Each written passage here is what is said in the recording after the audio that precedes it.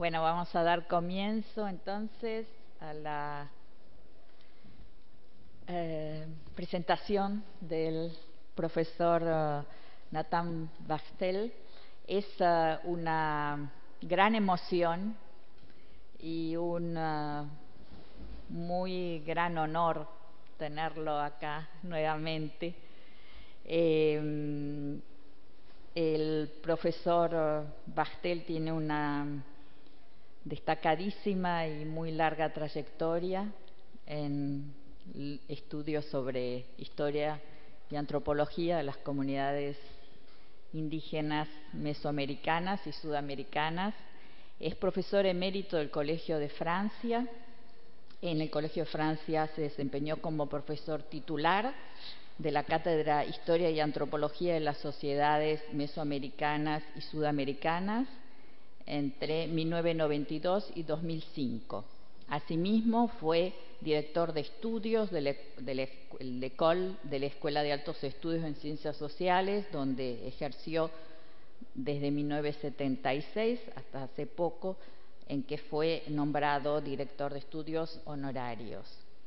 Fue fundador y director del Centro de Investigaciones sobre los Mundos Americanos, CERMA, y fundador y codirector de la revista History and Anthropology.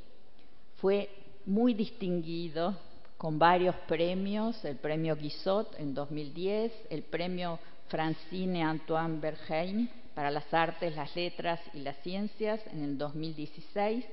Asimismo, es caballero de la Orden de la Legión de Honor y caballero de la Orden de Palmas Académicas de Francia y doctor honoris causa de varias universidades, entre ellas la Universidad de Buenos Aires, que le otorgó este doctorado en el 2009. Dictó cursos y seminarios en numerosas universidades de todo el mundo y en nuestro país. En 1985 dictó el primer seminario de posgrado titulado Etnología de los Urus. En 1997 dio un seminario de posgrado en nuestro instituto sobre el tema Modelos y coyunturas del marranismo en América Ibérica, siglos XVI a XVIII. Y en el 2009 fue invitado por el Centro Franco-Argentino para dictar otro seminario de doctorado. De su vastísima producción sobre las sociedades indígenas sudamericanas y los marranos en Brasil, solo voy a destacar algunos de sus libros: La visión de los vencidos, muy conocido por todos ustedes; Los indios del Perú ante la conquista española, 1530-1570; El regreso de los antepasados, los indios Urus de Bolivia del siglo XX al siglo XVI, ensayo de historia regresiva; La fe del recuerdo, laberintos marranos; La lógica de las hogueras, Memorias marranas, que forman parte de la trilogía marrana. Nos estaba comentando anteriormente que próximamente se va a traducir Memorias marranas.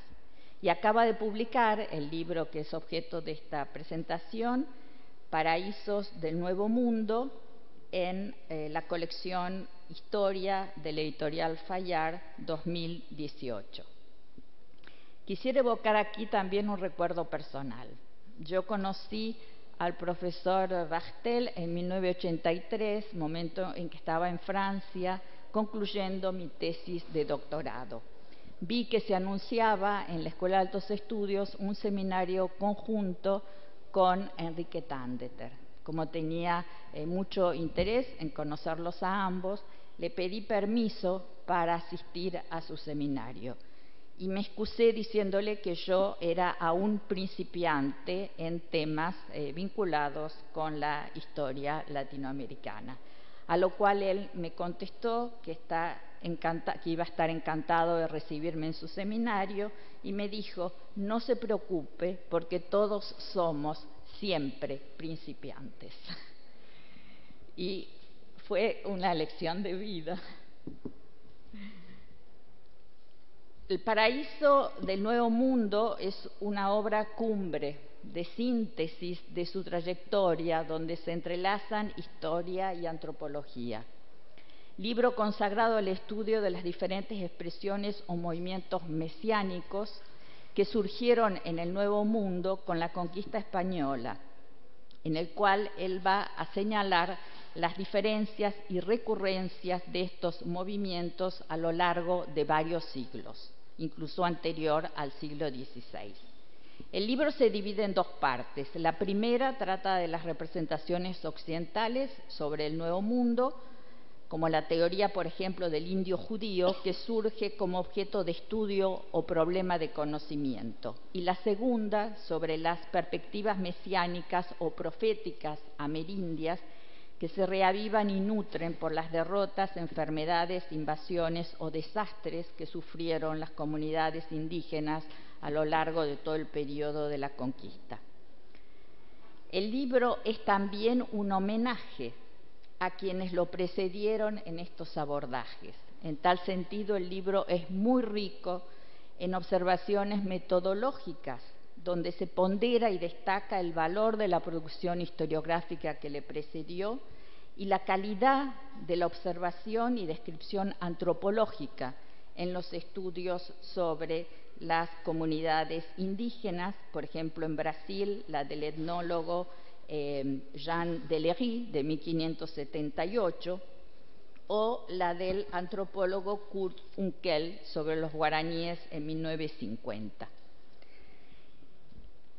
Me van a acompañar en esta presentación Christophe Giudicelli, que es catedrático de Historia de América en la Universidad de París 6 y director de estudios del CREDA.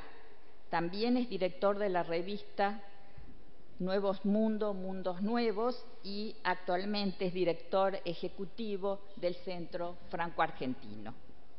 Asimismo, participan de esta presentación Ana María Presta, que es profesora titular plenaria de la Cátedra de Historia de América I de la Facultad de Filosofía y Letras, investigadora principal del CONICET y coordinadora del PROAL, con sede en este instituto.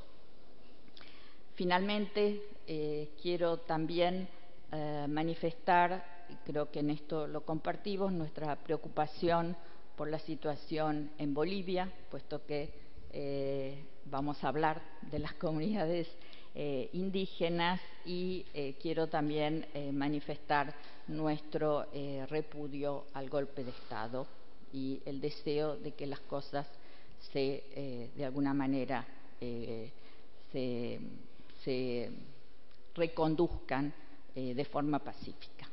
Muchas gracias.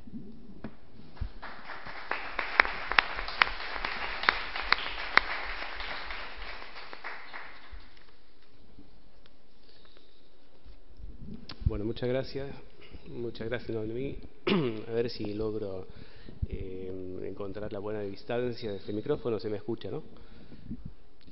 Bueno, gracias por la invitación a este lugar, que conozco desde hace años, pero conocí también como principiante, así que medio que es una experiencia nueva, eso de estar sentado acá frente a la escalera, pero bueno.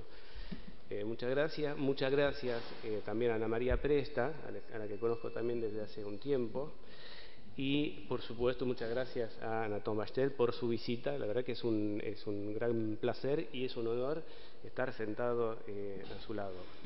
Bueno, mi papel acá es meramente formal. Represento el Centro Franco-Argentino, por lo que podría apelar a mi condición de representante institucional y por lo tanto de escasa utilidad para exonerarme de hablar, ¿no? Es decir, hola, buenas tardes, estoy acá, les cedo la palabra.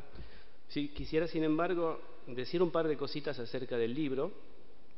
Lo había ojeado cuando salió en una librería, lo leí un poco más de cerca cuando me alcanzaron la versión digital, pero Natán me lo regaló anoche y me lo tragué enteramente entre anoche y hoy en su versión física, que es lo cual siempre es más digesto y más apetecible.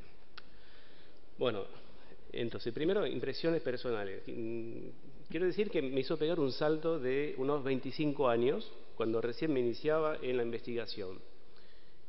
Me había fascinado la lectura de Norman Cohen, traducido al español con el título En pos del milenio, pero en francés era mucho más apetecible, era Los fanáticos del Apocalipsis. Había quedado impresionado por la fuerza subversiva del milenarismo y había empezado, por lo tanto, a multiplicar las lecturas sobre el tema. Bueno, luego me dediqué a otras cosas. Luego, en una primera vida porteña, cuando estaba lejos de pensar que algún día me dedicaría a esos menesteres, pasaba horas y horas en el Museo Etnográfico leyendo cuánto texto podía encontrar sobre cualquier tipo de milenarismo, mesianismo indígena o criollo. Varios aparecen en el libro, por eso es un reencuentro. Popé, aunque casi no, Tecumseh, La Tierra Sin Mal, La Profecía del Chaco, toda la literatura sobre el famoso mesianismo y utopía andino, el Taquiongoy, Incarri, Juan Santos Atahualpa, Tupac Amaru, pero también uno que no apareció, que es más criollo, que es Tata Dios, el profeta gaucho de Tandil. Bueno, tanto es así que termina haciendo un doctorado sobre una rebelión indígena milenarista.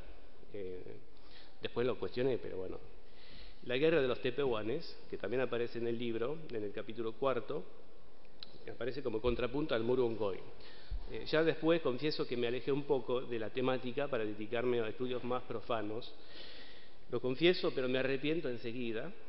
Últimamente sufrí una recaída milenarista. Leí la novela Q del colectivo italiano Wuming, que les aconsejo la lectura porque es muy buena, que trata del movimiento anabaptista, la versión más radical de la reforma alemana del siglo XVI. Y leí también la última novela que también les aconsejo, después pido porcentaje, la última novela del escritor francés Éric Vuillard, que se llama La guerra de los pobres, La guerre des pauvres, que también retrasa la gesta alucinada de Thomas Müntzer durante la guerra de los campesinos en las primeras décadas del siglo XVI. Bueno, todo esto para decir que me encontraba en las mejores condiciones espirituales para abrir este libro sobre los paraísos del Nuevo Mundo. Bueno, como Noemí, quiero ante todo subrayar la gran calidad del libro, remarcar algo que no es común, la hazaña de proponer una visión panorámica de las aspiraciones mesiánicas y milenaristas que se manifestaron en el continente americano desde el descubrimiento del paraíso terrenal por Colón, como todos sabemos, en la boca del Orinoco, 1498, hasta el cierre oficial de la frontier estadounidense, es decir, la masacre de Wounded Knee en 1890, en el ocaso del movimiento de las Ghost Dance Lakota. El libro tiene, por lo tanto, la inmensa ventaja de presentar, gracias a la proverbial erudición de su autor, un abanico muy extenso y muy rico de movimiento, tanto europeos como indígenas, articulados entre dos polos escatológicos, la esperanza y la desesperanza. En los dos primeros capítulos se encuentra la certidumbre cristiana de que el Edén se encontraba en América, en el oriente peruano, para más señas, según León Pinelo. Encontramos después la esperanza mesiánica judía, la esperanza de Israel, del fascinante Measeh Ben Israel, no lo conocía, muchas gracias porque es un personaje fantástico. Esperanza fundada en la reunión del Nuevo Mundo y de todas las tribus judíos. Encontramos también la perspectiva milenarista cristiana, según la cual la reunión de los judíos con la reaparición de las tribus perdidas en América era el preludio a su conversión y anunciaba el milenio cristiano, una perspectiva que, por cierto, sigue viva entre ciertos grupos evangélicos reaccionarios norteamericanos, cuyo sionismo ultra es a la vez una remanencia paradójica del viejo antisemitismo de raigame cristiana de ese entonces. En el polo opuesto, más sombrío, o sea, por eso hay un juego también de claroscuro en el libro, encontraríamos los movimientos mesiánicos o milenaristas, La Tierra Sin Mal, capítulo 3, el Taquiongoy Incarri en los capítulos andinos, el capítulo 4, los múltiples movimientos que florecieron por fin entre las distintas naciones indígenas de Norteamérica en los siglos XVIII y XIX, el capítulo 5, Neolín entre los Delaware, Tecumseh entre los Shawnee, Motsiwobi Uboka, los profites Paiute de la Ghost Dance en los años 1870-1890, que, insisto, son las páginas más oscuras del libro. Movimiento de Ghost Dance que se extendió a gran parte del agonizante oeste indígena de los Estados Unidos. Bueno, estos movimientos aparecen más bien como cultos de crisis, esto lo podemos discutir después, movimientos que, si bien manifiestan una resistencia política o cultural, vienen interpretados, si leí bien, pero lo más probable es que haya leído más o menos, como una manera de expresar la catástrofe, de traducir el apocalipsis en el que sumió a sus participantes el choque epidemiológico de los siglos de la conquista o el arrinconamiento mortal al que lo sometía la política de colonialismo republicano de los Estados Unidos y de Brasil entre finales del siglo XIX y las primeras décadas del XX. Bueno, por supuesto podremos encontrar otros ejemplos contemporáneos aquí en Argentina, en Chile o en México para la misma época. Bueno,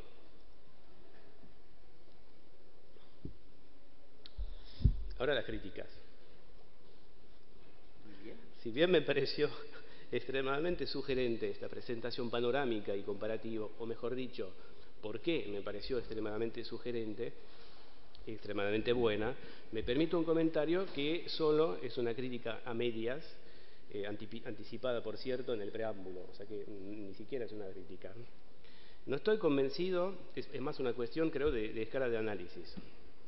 No estoy convencido de que todos los movimientos indígenas de índole mesiánica o milenarista, en particular en los siglos XVI y XVII, tan solo hayan sido determinados por la desesperación ante una desaparición inminente o ineluctable, o por decirlo de otro modo, que no haya buscado una eficacia concreta a corto plazo. Pienso en particular en varios movimientos que tuvieron lugar en los confines de la América Española, en la Nueva Vizcaya, en el sur de Chile, en el Tucumán o en el Chaco, donde la situación hacía posible una inversión de la relación de fuerzas. Las profecías antieuropeas surtían efecto y por lo menos dejaban entrever la posibilidad de otro nuevo mundo sin blancos. En otras palabras, para esa época, en un tiempo muy acotado, por supuesto, se trabajaba concretamente para revertir una situación que distaba, por supuesto, de ser brillante. En el caso de la rebelión de los tepehuanes, las profecías milenaristas que inducían a la destrucción inmediata de los españoles para regenerar el mundo, después de un cataclismo de dimensiones cósmicas, esas profecías tuvieron una gran eficacia política. Permitieron la construcción de una alianza urdida en secreto en unos pocos días. De hecho, en noviembre de 1616, la casi totalidad de la provincia de Nueva Vizcaya desapareció del mapa colonial. Varios centenares de colonos fueron masacrados, entre los cuales los 8 misioneros jesuitas, lo cual siempre es una buena noticia. Bueno, buena noticia para la Compañía de Jesús, porque se abrió un expediente para el reconocimiento de los santos mártires, para que sean santos. El expediente sigue abierto. Y, por supuesto, es una excelente noticia para el investigador, porque se conservan varios documentos, en particular unos autos eclesiásticos en los que figuran los pocos testimonios indígenas que reportan las famosas profecías de los indígenas. Durante varios años, la profecía se cumplió, de alguna manera, consagrando una ruptura con el orden colonial. Una situación similar puede encontrarse, aunque el contexto milenarista no sea tan claro, en los grandes movimientos calchaquíes de los siglos XVI y XVII, en el Chaco Austral a finales del XVI y, por supuesto, en el sur de Chile, estudiado en su tiempo por su exalumno y gran amigo Guillón Bocara. Bueno, si privilegiamos un enfoque más microhistórico, insisto, es una mera cuestión de escala, bueno, más microhistórico y situado cronológicamente, nos damos cuenta de que estos movimientos son exitosos y revierten de forma relativamente duradera la situación colonial. En todos los casos mencionados, los colonos europeos se encuentran ante el abismo vertiginoso de una posible absorción por el mundo indígena, una indianización sin retorno. Y las sociedades indígenas recuperaban modos de reproducción social que habían perdido. Efectivamente, en todos los lugares mencionados tenemos, además de una notable recuperación de autonomía política, una también notable mejora demográfica. De modo que si cambiamos la escala de análisis, pero bueno, ya sé que no es el objeto de este libro, es otra la conclusión que podemos sacar de esos movimientos. No son movimientos desesperados. Ahora está claro que mi comentario, por supuesto, se limita al periodo y a las áreas geográficas citadas. Para los casos citados en el último capítulo, y probablemente para los siglos XVI y XVII, en los Andes centrales, mi comentario no es válido. Bueno, tengo dos comentarios más en forma de interrogación, también como para lanzar el debate. Unas interrogaciones que yo me hice al leer el libro, y al leer en particular el capítulo 3 sobre la tierra sin mal.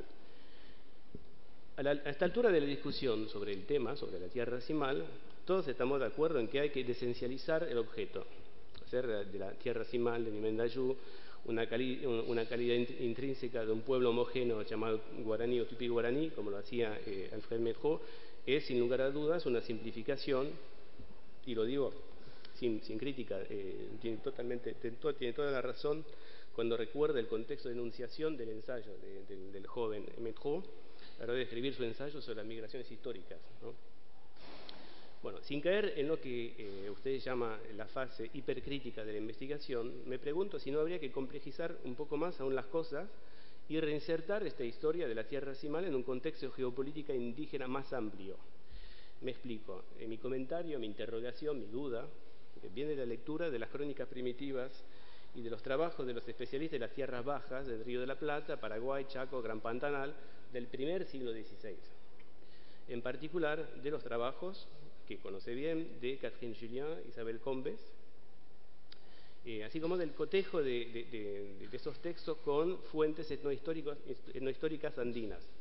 En esas lecturas encontramos evidencias de varios movimientos de población importantes, desde la costa sur de Brasil, desde el Alto Paraguay y desde el Pantanal, hacia los confines sudorientales de los Andes, antes de la llegada de los europeos.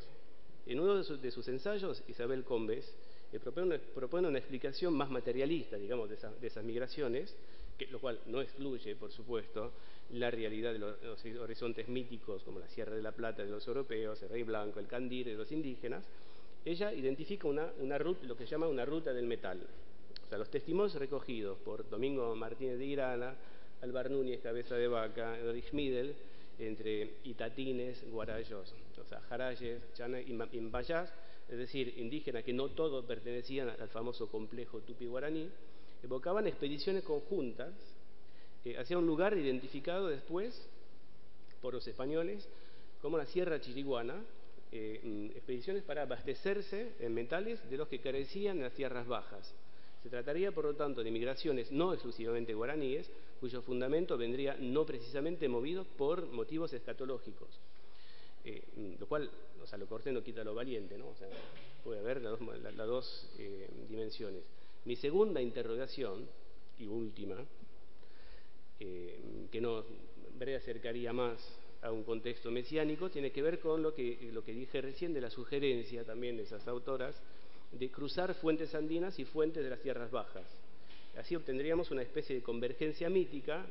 Combes creo que habla de choque de creencias, que delimitaría el reino de Musu, Mojos, anhelado desde el altiplano y presente en las fuentes incaicas, y el Paititi, buscado desde las tierras bajas y más precisamente por los indígenas itatines, también llamados chiriguanos del norte, del Alto Paraguay en los siglos XVI y XVII. Un lugar identificado después con los llanos de Mojos en el actual oriente boliviano y, bueno, por supuesto me asocio a las palabras que pronunció mi vecina sobre la actual situación en Bolivia. Bueno, con esto termino. Muchas gracias.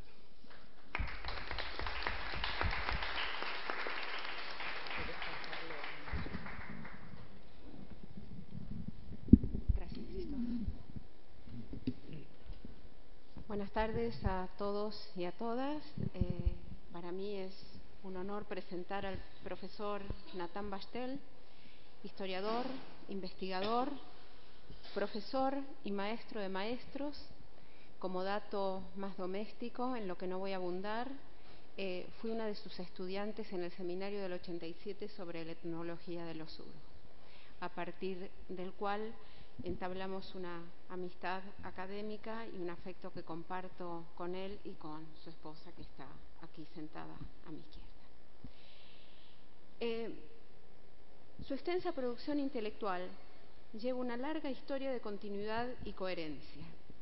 De allí que solo me referiré a sus textos más emblemáticos, traducidos a varios idiomas, con el objetivo de mostrar el hilo conductor que los anuda hasta recalar en el libro que hoy presentamos.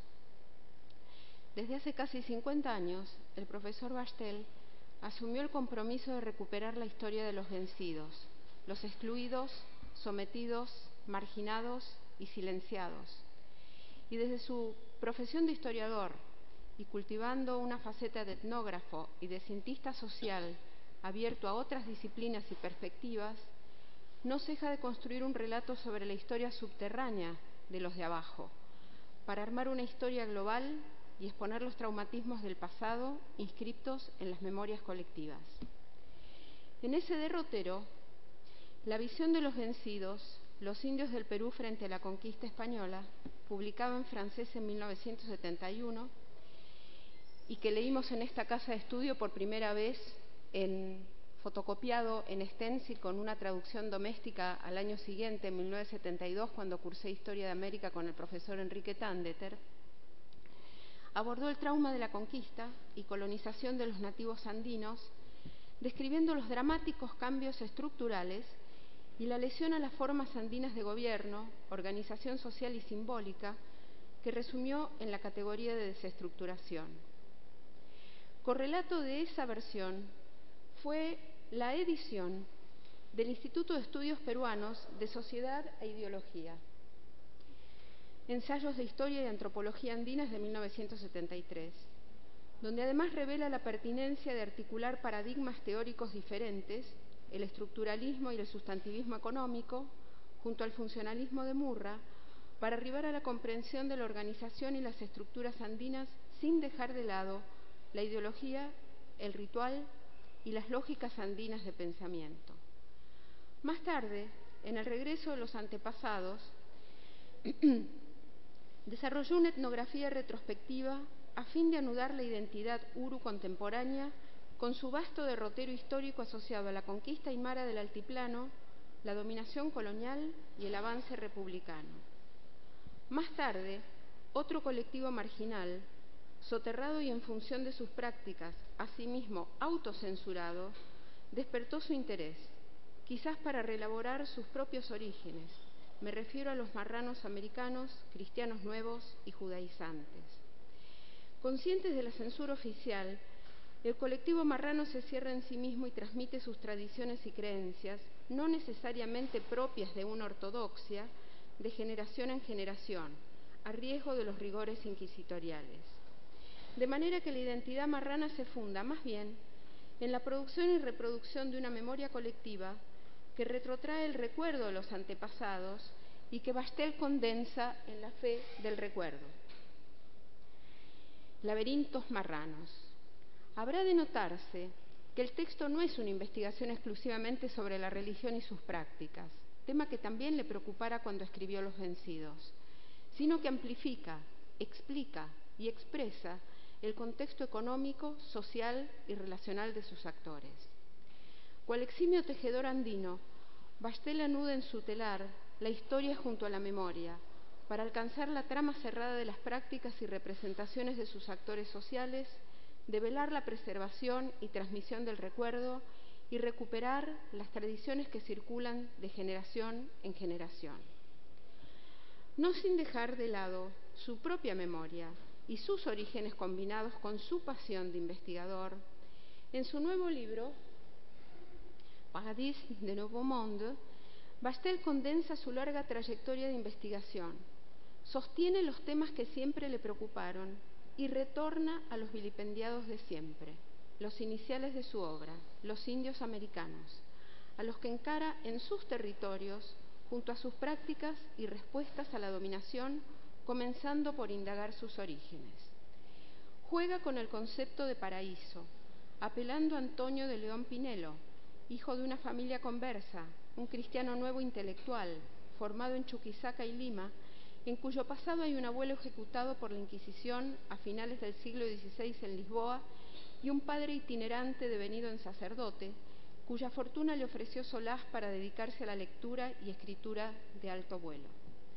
La figura de León Pinelo y su condición de converso ilustrado conducen a Bastel al abordaje de otra provocación histórica, el origen judío de los indios americanos, cuya misma existencia, desde Cristóbal Colón a los teóricos y juristas castellanos de la era del descubrimiento, fue una preocupante e irresuelta incógnita.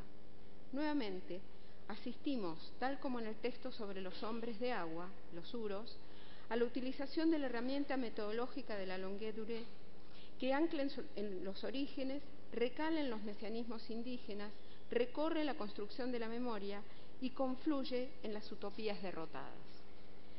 Asistimos en El paraíso del nuevo mundo al diseño de otro tejido de fina trama erudita que exhibe la excelencia del oficio del autor en otro ensayo multidisciplinar que resulta en una síntesis magnífica de la historia de la etnología americanista. En 2015, en un artículo publicado en el número 53 de la revista Andina, Natán nos advertía de su interés por la descripción y ubicación del paraíso y sus habitantes, inspirado en una obra muy desatendida por los historiadores del colonialismo, los historiadores de la ciencia, los historiadores intelectuales y críticos literarios, cual es el corpus de Antonio de León Pinelo, titulado El paraíso en el Nuevo Mundo, comentario apologético, historia natural y peregrina de las Indias Occidentales, islas de tierra firme del mar Océano, terminado en 1650 y recién publicado en el siglo XX, no sin sor ni desprecio por Raúl Porras Barrenechea. Entonces, y volviendo a aquel artículo, la búsqueda de Natán no me resultaba precisa. Lo cierto es que apelaba a otorgar crédito científico a la descripción de León Pinelo y, sobre todo, a renovar la pregunta sobre la ubicación del paraíso terrenal, pregunta que alguna vez se formularon no solo los intelectuales, sino todos los creyentes y aún los agnósticos y ateos. Para León Pinelo el paraíso tiene existencia geográfica, material y demostrable, a lo largo de la exhibición de pruebas fundadas en un razonamiento lógico y coherente que invierte de manera subversiva, y lo recalco en palabras de Natán, la representación de la historia de la humanidad y del poblamiento de los continentes. En el contexto de la modernidad y la actualidad, el paraíso era, y es aún, más allá del imaginario bíblico, el lugar de la opulencia, la belleza y la perfección, aunque también el lugar de la radicación del mesianismo, los movimientos proféticos y las utopías, aún en sentido metafórico y trágico de los pueblos en situación colonial. Entre esos ejes navega el autor en su nueva obra, El paraíso terrestre y los rituales, las prácticas y los movimientos mesiánicos indígenas en el continente americano entre los siglos XVI y XIX, tras los que busca reconstruir las creencias, prácticas y visiones nativas tamizadas con aportes occidentales y la cultura del dominador, aunque ordenados según la lógica de los sistemas de pensamiento indígena. Presentado el paraíso de León Pinelo en nuestro continente y su consideración de América como el viejo mundo, o sea, la cuna de la humanidad, cabe preguntarse sobre los orígenes de los pueblos americanos, de cuya humanidad se tuvieran tantas dudas que hasta el propio Papa Pablo III no solo la sostuvo, sino que reconoció su capacidad para recibir la fe de Cristo. Si humanos, los indios, eran descendientes de Adán y Eva, pero ¿cómo habían llegado a este lugar? Las migraciones fueron el origen de su dispersión, siendo la más persistente teoría que procedían de alguna de las 10 tribus perdidas de Israel. Así, la teoría del indio judío permitía no solamente y de manera contraria a lo postulado por León Pinelo, ligar la pertenencia de los nativos americanos al viejo mundo, el nuevo para Pinelo, sino y sobre todo relacionarlos directamente con las Sagradas Escrituras, mientras que su diáspora se fundaba en el castigo divino debido a su pertinaz idolatría. En torno a las tribus perdidas giran mitos y relatos mesiánicos, visiones apocalípticas y profecías que concentran el plan divino y el anuncio del fin de los tiempos. Los evangelizadores y cronistas españoles dejaron traza de los ancestros de los vencidos, quienes habían llegado procedentes del este y por el mar. Fray Diego de Landa, el feroz obispo de Yucatán, el dominico Fray Diego Durán, su par Fray Diego García, con diferentes aproximaciones y erudición, también abordaron el origen de los indios americanos, apelando a los conocimientos de la navegación, lucubrando posibles itinerarios, verificando ciertas similitudes lingüísticas, estudiando la apariencia física, comparando la vestimenta, la arquitectura y sobre todo las idolatrías. Como los pueblos americanos no solamente descienden de las tribus de Israel, sino también de los cartagineses, fenicios, grupos venidos de la Atlántida, de los tártaros y de los chinos, esos múltiples orígenes abonan a los intercambios recíprocos, préstamos, rechazos, innovaciones y transformaciones humanas. A los frailes citados siguen otros pensadores, como Diego Andrés Rocha, auditor de la Audiencia de Lima a finales del siglo XVII, que asumen similares argumentos, sobre todo lingüísticos, aunque en el período en que escriben se hacen eco de los estereotipos indígenas ya consagrados, de pusilanimidad y timidez, que contrasta con el carácter español cuya soberanía legitiman tras analogías bíblicas y una profunda aspiración mesiánica subyacente. Dejaría en palabras de Natán narrar el viaje de Antonio de Montesinos por el río Magdalena y sus fascinantes impresiones sobre los indios, judíos, al regresar a Cartagena de Indias. El problema del origen de los indios americanos no se agota en las lucubraciones de los estudiosos de los siglos XVI y XVII. Hoy surgen liderazgos que se dicen herederos de esa diáspora, con propósitos y fines muy diversos o más o menos exitosos en su convocatoria. Recordé al leer el libro de Natán a un personaje fascinante y de palabra seductora, quizás el más sonado y expandido de los autoproclamados indios judíos contemporáneos, Ezequiel Atacusi Gabonal, líder de la nombrada misión israelita del Nuevo Pacto Universal, 3 veces candidato a la presidencia del Perú y en la década del 70 presa de un enorme poder de convocatoria en el sur andino. Si bien su existencia y prácticas exceden los parámetros temporales de este libro, no deja de sorprender que su legado aún tenga cultores y su hijo se proclame Mesías. La segunda parte del Paraíso del Nuevo Mundo versa sobre los mesianismos indígenas. Enlazando el argumento inicial del apartado con los vencidos, las conquistas son sinónimos de derrota, enfermedades y desastres. Los escenarios son disímiles: las tierras bajas brasileñas, la cordillera andina, las rocallosas, las planicies norteamericanas, tanto como las culturas que las habitan y migran en busca de la tierra sin mal, avisoran el retorno del Inca o el regreso de los ancestros, hechos y efectos inspirados en las respuestas a la dominación colonial o poscolonial, que combinan las creencias autóctonas con ciertas prácticas occidentales, aunque en una lógica de pensamiento propio. Esos movimientos mesiánicos bien pueden comportar tanto una revuelta violenta como manifestaciones en cantos, danzas, plegarias o rituales religiosos. A pesar de sus diferencias, todos esos fenómenos expresan síntomas de situaciones desesperadas, dramas y catástrofes que conducen a las sociedades indígenas a la búsqueda patética de la redención. Como el paraíso, la tierra sin mal, a más de ser un enigma, concentra una extraña fascinación, mezcla de obsesión y de nostalgia, y conforma un mito tupí guaraní de abordaje académico que Bastel describe a lo largo de los siglos XVI y XVII. Como el paraíso, el de los tupí, es un país de abundancia, desbordante de recursos. Es el Paititi, el dorado de Pedro de Orsúa y Lope de Aguirre. Pero las migraciones de los tupí son notables, recalando a lo largo de la costa atlántica y aún en Chachapoyas, en el norte del Perú, encabezadas por guías religiosos u hombres dioses, diablos para los curas. Van en busca del paraíso terrenal, escapan del paraíso. ¿Cómo comprender estas fugas en el contexto de la dominación colonial? Sin dudas, la creencia en la tierra sin mal y las migraciones son previas a la llegada de los europeos, cuya espectacularidad se verifica en los rituales celebrados de manera periódica. Bastel recurre para describirlos a narraciones primigenias en que lo nativo se nutre paulatinamente de elementos europeos, aunque la paradoja es que los relatos sostienen que los indios del Brasil carecían de fe y de divinidades. De todas formas, las descripciones muestran un paisaje ideal, hombres y mujeres de inusual belleza y juventud, viviendo en la abundancia, la contemplación y la libertad.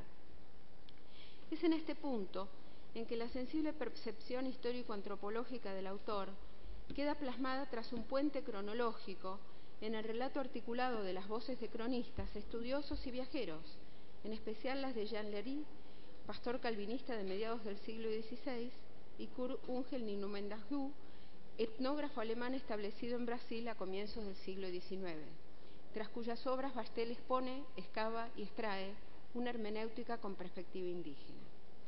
Seguidamente se dedica al regreso del Inca y el mesianismo andino entre los siglos XVI y XVIII.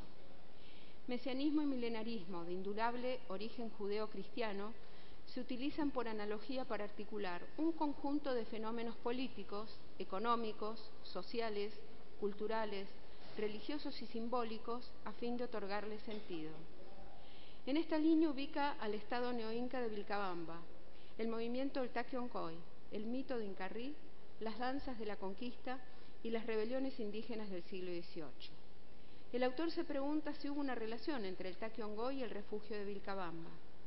Si bien el Taquioncoy ha sido cuestionado y una reciente polémica historiográfica osciló entre su invención y su naturaleza mesiánica y mineralista panandina, me refiero en concreto a los artículos en debate de Gabriela Ramos y Jamie Hellman en la Colonial Latin American Review, a quienes se suman Peter Goose, Ellen Roy y Jeremy Mumford, los testimonios particulares y previos a los del extirpador Albornoz que presenta Bastel dan cuenta del inicio comprobado de un movimiento de matriz local que consigue expandirse en un vasto territorio, desde Quito a Caracas, hasta ser descubierto y abortado.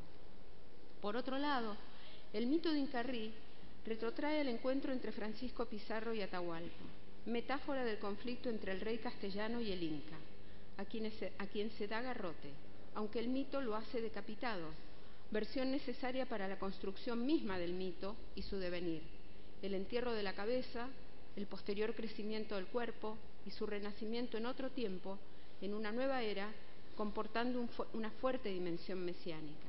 Por otro lado, las danzas de la conquista y el drama de la tragedia de Atahualpa se conjugan en las manifestaciones indígenas del norte y Sudamérica, en una teatralización que expresa la visión de los vencidos y la vigencia de su memoria colectiva, que congrega representaciones constantes hasta que tras las rebeliones del 18 se impone su supresión. En conjunto, el mito de Incarrí, el drama de la muerte de Atahualpa y aún la resignificación del Corpus Christi constituyen modalidades de la memoria colectiva. En cuanto a las rebeliones, Bastel apela a su notable carga simbólica, en las cuales no están ausentes las invocaciones al Inca y su entorno, su retorno, la expectativa de un tiempo nuevo, un Pachacuti, a un cataclismo que avance, como el Taquioncoy, en la resurrección de las huacas, sin que los sublevados dejen de prenderse sus crucifijos e invoquen al Dios cristiano. Del proceso revolucionario no están ausentes las profecías, las fidelidades de pares que rememoran la transmisión del movimiento del Taquioncoy y las finales alusiones a la muerte violenta de los líderes, que retrotraen a la de Atahualpa y la recreación de Incarrí o a la utopía de un nuevo retorno. El carisma de los jefes rebeldes, más allá de sus diferencias étnicas y de clase, los cubre de una dimensión mesiánica en el contexto de la llegada de otro tiempo, de otro orden, de otro siglo, el de la restauración de la justicia, que nos retrotraen a la categoría de Pachacuti. Finalmente llegamos a la danza de los espíritus y el retorno de los muertos. En ese apartado final, el viaje de las ideas, los mitos y la memoria acumulada se traslada del sur al norte, donde otras pero no menos traumáticas catástrofes horadan las sociedades indígenas. En otro contexto de conquista, Bastel evoca dos eventos significativos en la historia de los indios de Norteamérica: la danza de los espíritus y la masacre de Wounded Knee, indisolublemente ligadas a la memoria histórica de los indios de los Estados Unidos, en tanto inscritas en su profetismo y los movimientos de revitalización religiosa, símbolos de su identidad colectiva y de su destino. Nuevamente, la colonización, esta vez anglosajona, deriva en el movimiento de migrantes de orígenes diferentes como respuesta a la expansión europea.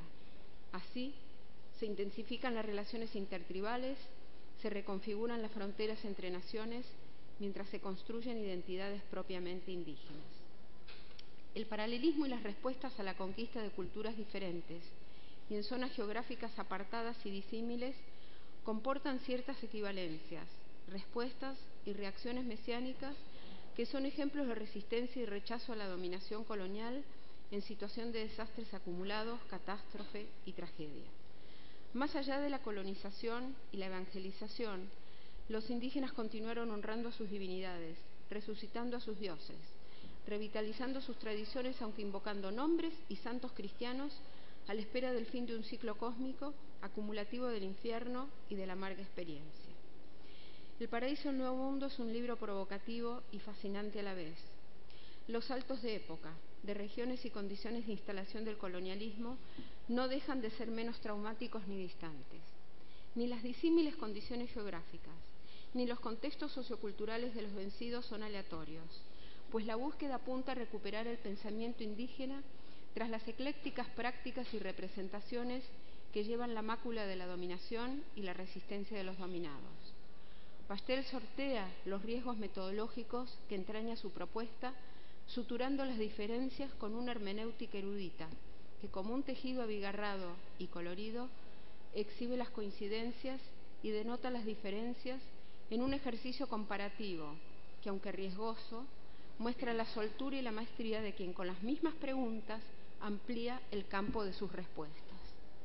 Muchas gracias, Natán, por tan provocativa, estimulante y erudita síntesis.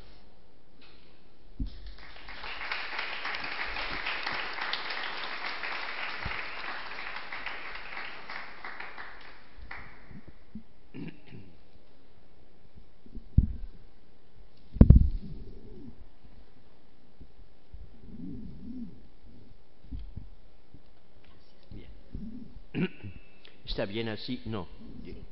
Así está mejor. Bien. Muchas gracias, primero.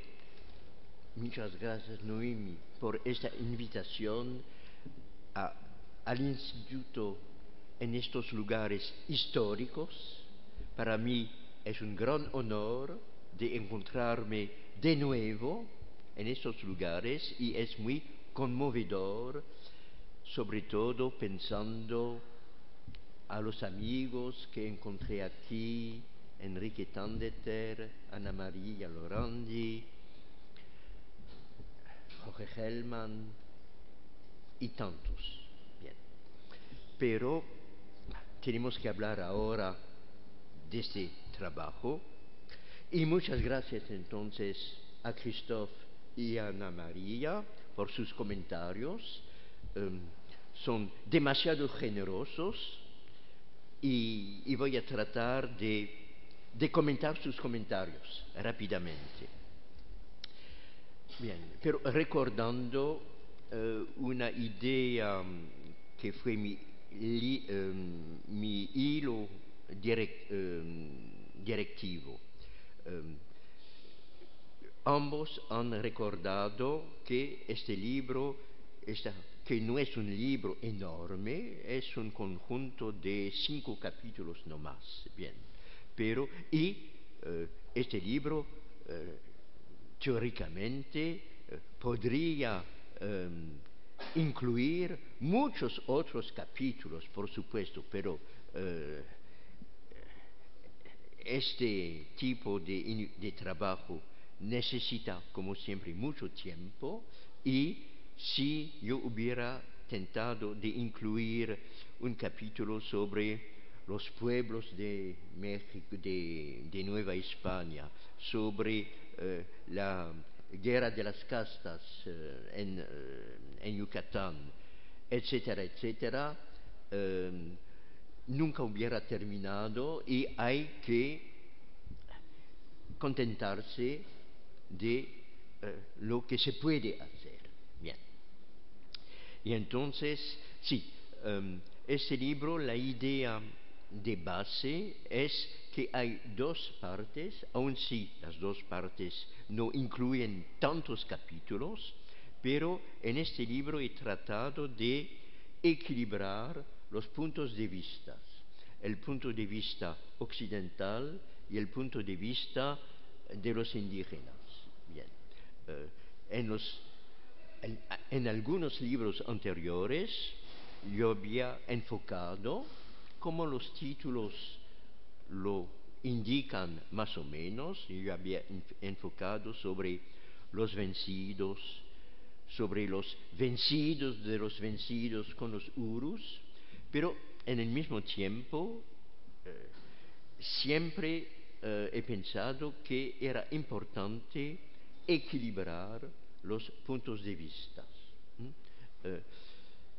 Como lo digo en la introducción, el punto de vista del historiador siempre es singular, limitado, parcial. Y hay que asumir esa perspectiva parcial. Hay que asumir, reconocer que es parcial, pero tratar de superar esta limitación. ¿Cómo superar la limitación? Apoyándonos siempre sobre las fuentes, por supuesto. En la medida en que lo permiten las fuentes, tratamos de equilibrar los puntos de vista, multiplicando los puntos de vista.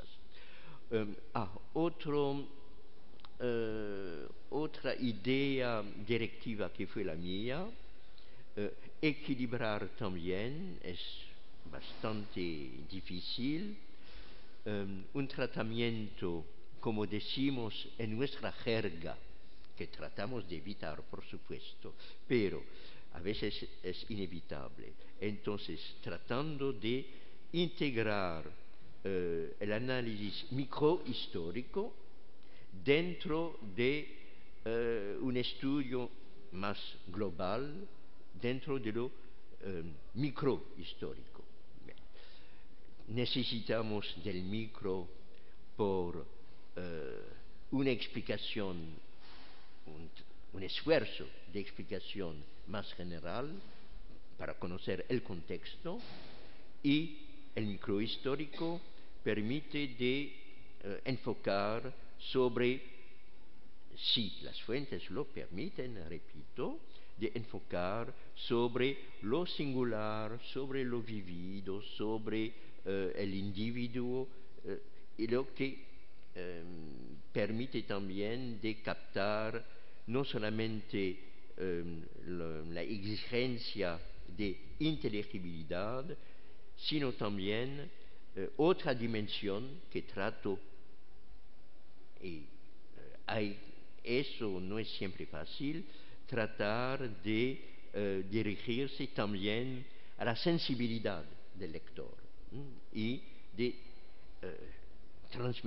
tratar de transmitir las emociones que resentimos leyendo las fuentes, o las fuentes que pueden ser las fuentes históricas, o en este caso no he podido equilibrar los puntos de vista y equilibrar los dos métodos que son aliados, combinando el aproximamiento histórico y el aproximamiento antropológico, o por lo menos etnográfico. Y, por supuesto, bien, pero me parece que ya he dado una idea de la idea general. Precisando, estoy jugando, porque este título de Países del Nuevo Mundo, confieso que estoy jugando sobre la palabra paraíso, pero es obvio que del punto de vista occidental o del punto de vista indígena no tiene el mismo sentido y no puede ser. Del punto de vista occidental se trata más bien de una pregunta. La pregunta es ¿dónde era, dónde estaba, dónde el paraíso? Por eso esta parte se llama fábulas occidentales, y pero fábulas apasionantes, como, y Ana María lo ha bien recordado, como interesante, apasionante es el trabajo de Leon Pinelo sobre el continente paradisi. El dibujo es de él, con la inversión de las convenciones. No entro ahora más en los detalles, Ana María lo ha muy bien presentado. Bien. Y de otro lado, paraísos en el sentido de la segunda parte que he intitulado mesianismos indios o mesianismos indígenas, no tiene el mismo sentido, claro.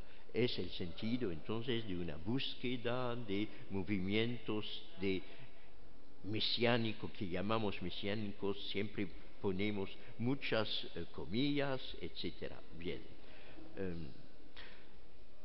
Muchas gracias, Christophe, porque lo que ha recordado de la lectura de Norman Cohn también me ha enjovenecido de más que un medio siglo, porque yo también, cuando yo estaba estudiante, por supuesto que yo estaba apasionado por el libro de Norman Cohn, por el libro de Lanternari, por supuesto, ¿no? Y eso me ha quedado hasta hoy, ¿no? Son lecturas que son realmente forman, sobre todo cuando se lee joven, cuando somos estudiantes, es una formación para toda la vida. Y entonces, como Ana María lo ha bien recordado, siempre me ha interesado también a los marginados, vencidos, etc. Bien, pero ahora tratando de equilibrar con los vencedores, lo que he tratado también de hacer en el regreso de los antepasados, todo el análisis de la recomposición colonial, desde el punto de vista, aquí también he tratado de combinar los puntos de vista. Bien. Pero ahora entonces los agradezco, Christophe, le agradezco por las observaciones que no son tan críticas, no, por supuesto, porque usted tiene un conocimiento tan fino de los confines, un conocimiento mucho mejor que yo tengo, y entonces nos permite tener por una vez una mirada un poco más positiva y complementa entonces sus observaciones. Le agradezco por sus observaciones que permiten matizar, complementar y son complementarias de lo que no he podido hacer en un libro que tendría que tener no solamente 3 o 4 capítulos más, pero una decena de capítulos más. Bien. Por el momento que tengo que añadir, sí, a propósito de la combinación de los archivos y del terreno. Bien, por supuesto, no he hecho terreno ni en Brasil, menos todavía en los Estados Unidos y en Canadá, pero tenemos la suerte, aquí también, la etnografía no es solamente trabajo de campo personal, he hecho trabajo de campo personal en los Andes, bien, pero en Brasil y para los Estados Unidos tenemos que recordar las obras maestras, por eso he podido combinar trabajo de campo y documentación histórica. Tenemos que recordar no solamente Kurt Unkel ni Mendaju para los tupis y guaraníes en Brasil, sino también un etnógrafo que no era etnógrafo a la letra en el siglo XVI, Jean de Léry, pero sabemos que su texto es un texto de antología, como Lévi-Strauss y otros han bien insistido con razón sobre esta calidad del trabajo de Jean de Léry. Y también entonces, a propósito, hemos conversado a propósito de los tepehuas, la obra de, entre otras obras del padre de Rivas para los tepehuas, es una fuente de riqueza equivalente. Y para la Ghost Dance, la danza de los espíritus, hay que recordar la obra maestra de James Mooney, que en el momento fue encargado de esta encuesta, al momento cuando la Ghost Dance se estaba desarrollando. Él trabajó durante los años 1891 hasta 1896. Su libro, su informe, el libro sobre la ghost dance data de 1896. Entonces, realmente él ha compartido como etnógrafo todos, una buena parte de los acontecimientos. Él encontró el profeta que era Wodziwob, sí, claro, y su relato entonces de su experiencia personal es conmovedora también, como el relato de la experiencia de Jean de Léry y de Nimendajú. Bien, por el momento son los pequeños comentarios que yo puedo hacer sobre sus muy buenos comentarios. Muchas gracias.